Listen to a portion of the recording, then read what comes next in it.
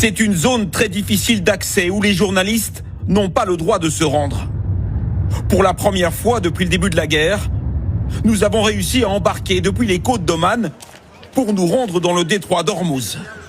Hello, good morning. Un guide a accepté de nous emmener. Il ne doit pas être reconnu. Nous quittons le port de Kassab. Il n'y a pas de route. La mer est l'unique moyen pour remonter vers le détroit et vers l'Iran. Tout autour, il y a plusieurs centaines de bateaux en attente. Les plus petits sont ancrés près des côtes. Les pétroliers ou les porte-conteneurs patientent plus loin en eau profonde. En avançant, nous remarquons 2 bases militaires installées sur les hauteurs.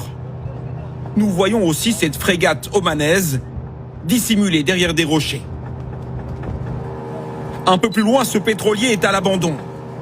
C'est le premier à avoir été attaqué, le 1er mars, alors qu'il tentait de traverser le détroit.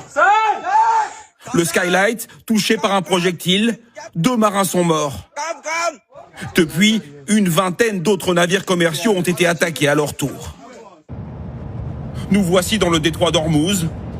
De l'autre côté, à 35 km, c'est l'Iran. Sometimes you can see... Parfois, on peut apercevoir les côtes iraniennes. Parfois oui, par temps clair. Et c'est quoi ces petits bateaux derrière? Ce sont des Iraniens. Des Iraniens. Oui, des Iraniens qui font des allers-retours avec Oman. Ce sont des bateaux de contrebande. Le trafic a explosé avec la guerre. Ils ravitaillent l'Iran en cigarettes, vêtements, nourriture. Ils sont les seuls à passer sans encombre. Voici donc le fameux détroit d'Ormuz au centre de toutes les tensions géopolitiques aujourd'hui. Il nous paraît ce matin extrêmement calme avec à peine 2 ou 3 petites embarcations. Alors qu'en temps normal, avant la guerre, il y avait plus de 100 navires qui traversaient ici chaque jour.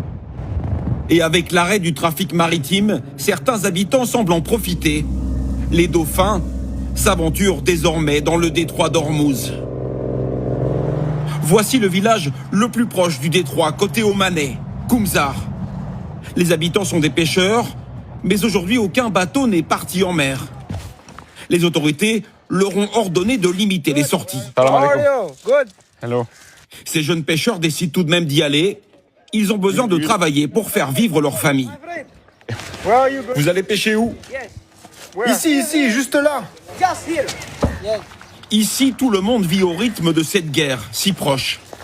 Last night, La nuit dernière, j'ai entendu 2 explosions. Vous aussi? did you hear? Oui, hier c'était calme, mais la nuit dernière, effectivement. Yeah. Last night, yes. C'était quoi? Des drones. Yes, like a drone. Aujourd'hui encore, aucune escorte militaire n'a été mise en place pour permettre aux navires commerciaux de traverser le détroit, comme annoncé par Donald Trump. Dans ce passage stratégique du commerce mondial, tout reste à l'arrêt.